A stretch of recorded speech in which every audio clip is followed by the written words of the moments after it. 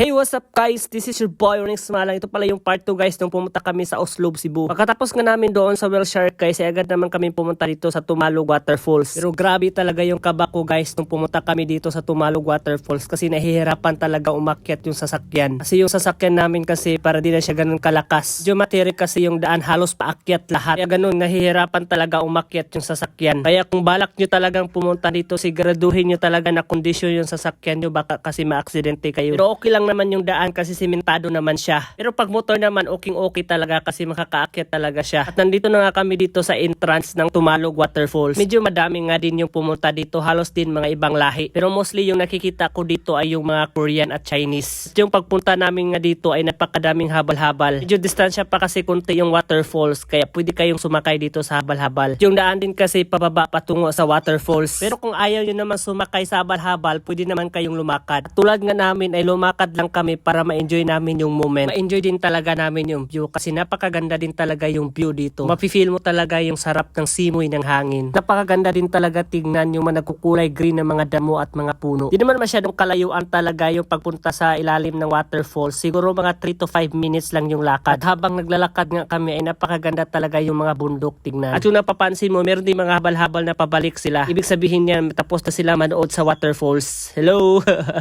Meron pa nga isa nag-hi. Ito ilang minuto nga sa paglalakad namin ay nakarating na din kami dito sa Tumalog Waterfalls. Isa din talaga sa maganda dito sa waterfalls na to kasi meron din talagang nagbabantay. At yun na nga, tapos na nga kami magbayad ng ticket kaya agad na kami pumasok doon sa waterfalls. At eto na nga, may nakita nga akong couple dito na nagpipicture na sa Welcome to Tumalog Waterfalls. At nang pagkatapos nga nila ay agad na ako naghubad kasi gusto ko din magpicture. Hala. Nang matapos na nga yung couple, agad na akong pumunta doon para ako naman yung magpicture. Grabe na talaga yung likod ko, napakataba ko na talaga. Bahala na talaga yung tiyan. Kaya pusing-pusing lang tayo konti dyan. Ala.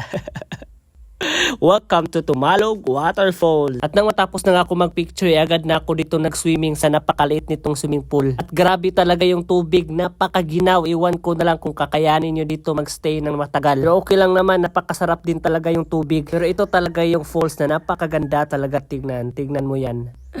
Wow! Tignan mo naman, napaka-amazing yung falls. Iba talaga yung ganda ng nature. Mapapawaw ka na lang talaga. Maliban sa napakagandang falls, pwede ka din dito mag-put spa, massage with sardines. Napakaganda talaga to sa feelings. Tignan mo naman yung mga isda na mga maliliit. Yung feeling talaga nito, napakagilok talaga sa tiil. Pero masarap sa pakiramdam. At umakyat na nga kami dito sa taas at ito na naman, nag-picture-picture na naman kami. Tingnan mo naman yan. Napakaganda talaga ng view dito, grabe. Tignan mo naman yung falls. Napakaganda talaga tignan, oh. Grabe. Nag-swimming na din ako dito sa pinakaginaw talaga ng tubig. Grabe talaga yung ginaw ng tubig dito. Napaka-amazing.